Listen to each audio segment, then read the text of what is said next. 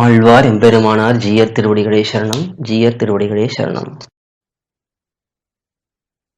சுவாமி அடியன் தாசன் சுவாமி. அடியேன். அடியன் இது ஒரு பேசிக் கொஸ்டின் தான், பட் இருந்தாலும் அடியன் கொஞ்சம் கேட்கணும்ட்டு. சுவாமி, நம்ம பாசுரங்கள் திவ்ய பிரபந்த பாசுரங்கள்ல ஆஹ், எல்லா எல்லா பதிகத்திலயும் எடுத்துட்டாலும் ஒரு ஒரு சில பாசுரங்கள் இந்த 2 தடவை சொல்றோம் இல்லையா சுவாமி? ஆமா.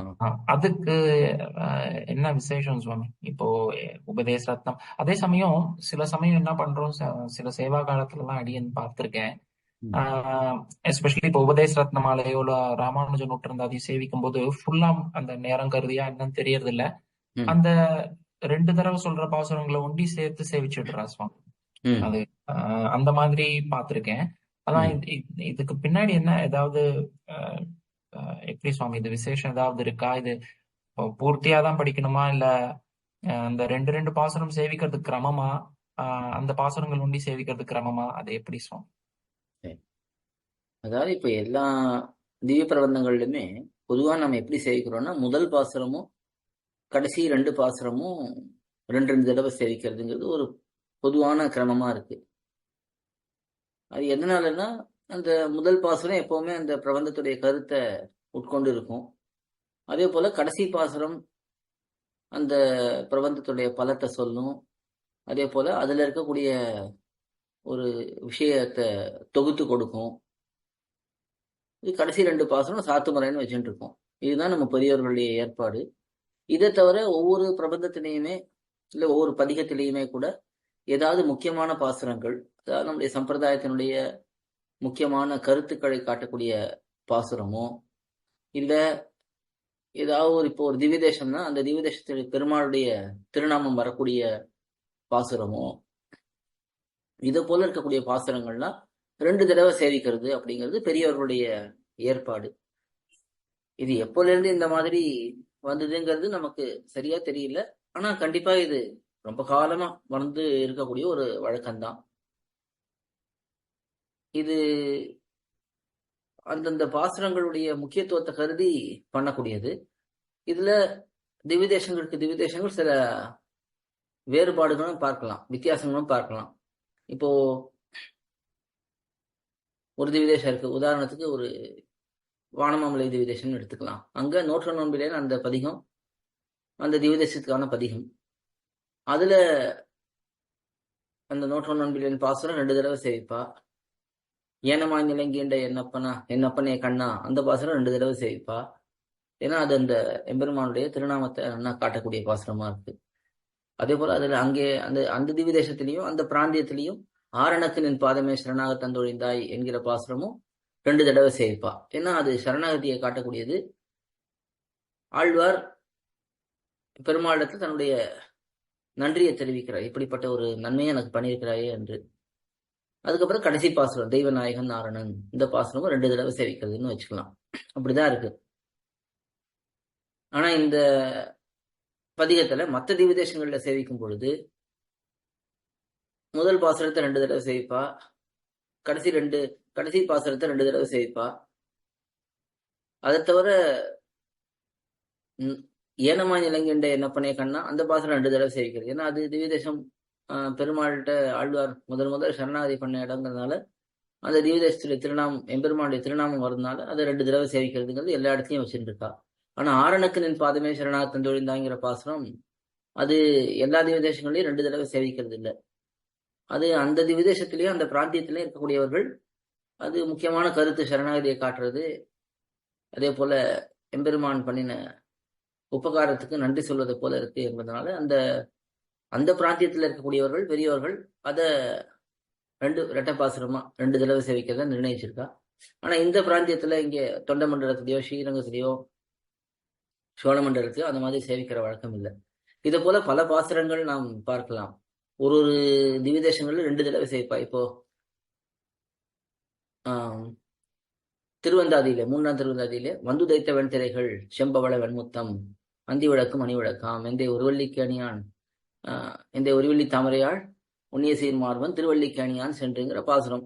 அந்த பாசுரம் இப்போ திருவள்ளிக்கேணி பிராந்தியத்துல அங்க 2 தடவை சேவிக்கப்படுறது. திருவள்ளிக்கேணி மயிலாப்பூர் அங்கெல்லாம் 2 தடவை சேவிப்பா. இதே அந்த பாசுரத்தை ஒரு காஞ்சிபுரத்துலயோ இல்லை ஒரு ஸ்ரீபெரும்புதூர்லையோ அங்க 2 தடவை சேவிக்க மாட்டா. என்ன காரணம்னா அந்த இடத்துக்கு அது அவ்வளவு முக்கியத்துவம் இல்லை. திருவல்லிக்கேணியில இருக்கிறவர்களுக்கு அது பேயாழ்வார் நேரே அந்த திவ்யதேச பெருமாளுக்கு பண்ணின மங்களாசாசனங்கிறதுனால அதை 2 தடவை சேவிக்கிறதுன்னு வச்சுட்டு இருக்கா. இதை போல ஒரு இடங்கள்ல முக்கியத்துவம் இருக்கக்கூடிய சில பாசுரங்களை அந்தந்த பிராந்தியங்கள்ல 2 தடவை சேவிப்பா. சில பாசுரங்கள் பொதுவாகவே இருக்கும். இப்ப அகலகில்லே நிறையும் என்று அல்லர் மேல் மங்கை உரை மாறுபா, இந்த பாசுரம் எல்லா இடத்துலயும் 2 தடவை சேவிக்கிறது.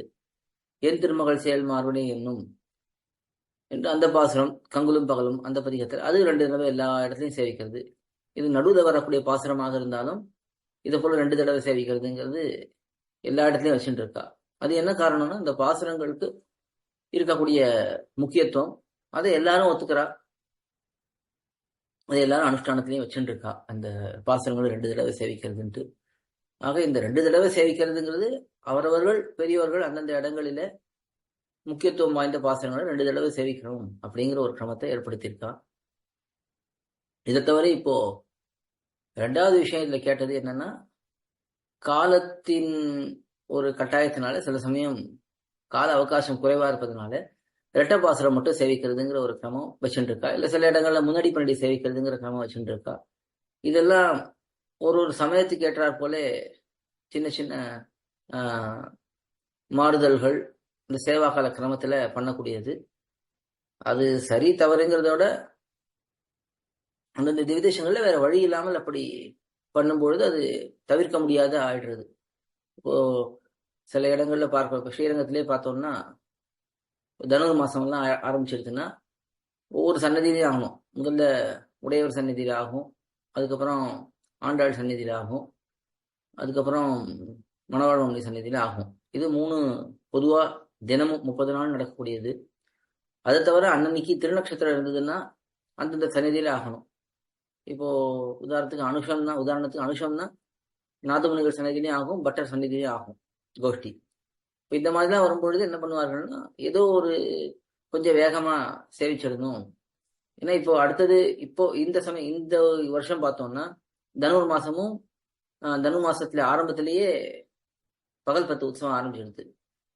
இப்போ இந்த மாதிரி பல சந்நிதிகள்ல சேவா காலமும் பண்ணிட்டு திரும்ப பகல் 10க்கான உற்சவம் நடக்க அந்த கிரமங்கள்ல கைங்கரியவர்கள் கலந்துக்கணும்னா அப்போ அவர்களுக்கு ஓய்வே இல்லாம இருக்கும். அதனால இதை போல சமயங்கள்ல ஒரு சில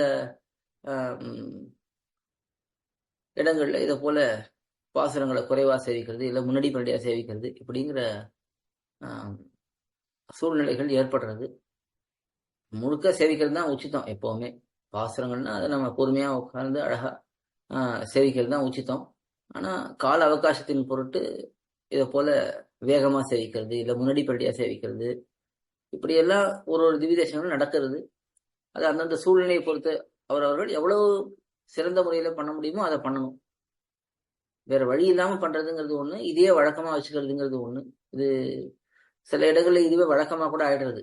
அதாவது எப்படி ஆகும்னா, திருப்பல்லாண்டு இல்ல கண்ணினும் சிறுத்தாம்பு இது 2ம் சில சமயங்கள்ல முதல்ல சேவிக்கக்கூடிய வழக்கம் இருக்கும் சில திவ்யதேசங்கள். இல்ல திருப்பல்லாண்டு மட்டும் சேவிப்பான்னு வச்சுக்கலாம். அப்ப என்ன பண்ணுவார்கள்னா அவர்கள் திருப்பல்லாண்ட முன்னாடி பிண்டியா சேவிச்சிருவா. அதுக்கப்புறம் என்ன பிரபந்தம் அன்னைக்கு சேவிக்கணுமோ அந்த பிரபந்தத்தை முழுக்க 4 பாதம் சேவிப்பா. இதை போல அந்த ஒரு 5 நிமிஷத்தை மிச்சப்படுத்துறோம் என்றெல்லாம் ஒரு இடங்கள்ல பண்ற, அது ஒரு சில சூழ்நிலைகள் அப்படி பண்ண தேவை இருக்கும். ஆனா ஒரு சில சமயங்கள்ல அதுவே வழக்கமா இருக்கட்டும், இப்படியே பண்ணிடலாம் என்று பண்றதும் உண்டு. அதை வழக்கமா வச்சுக்காம இருக்கிறது நல்லது. ஒரு சூழ்நிலைகளுக்கு ஏற்றா போல வேற வழி இல்லைன்னா குறைச்சிக்கிறது, அது பண்ணினோம்னா உச்சிதமா இருக்கும். பொதுவா எந்த ஒரு நிர்பந்தமும் இல்லைன்னா முழுக்க சேவிக்கிறது தான் நல்லது. ஆழ்வார்கள் பாசுரங்களை முழுக்க 4 பாதம் பொறுமையா சேவிக்கிறது தான் அழகா இருக்கும். ஆனா சூழ்நிலைகள் சில சமயங்கள்ல அதை மாற்றிடுறது. அவசியம் சுவாமி. பாக்கியம் சுவாமி, ரொம்ப பொறுமையா அழகா சொல்லேன். தன்யோஸ்மி சுவாமி. ஆழ்வார் எம்பெருமானார் ஜீயர் திருவடிகளே சரணம். ஜீயர் திருவடிகளே சரணம். கோயில் KOYIL என்னும் ஆப்பை கூகுள் பிளே ஸ்டோரிலிருந்தோ ஆப்பிள் ஆப் ஸ்டோரிலிருந்தோ டவுன்லோட் செய்து இது போன்ற சம்பிரதாய விஷயங்களை கேட்டு மகிழலாம். எங்கள் வலைத்தளம் koil.org, KOYIL.org.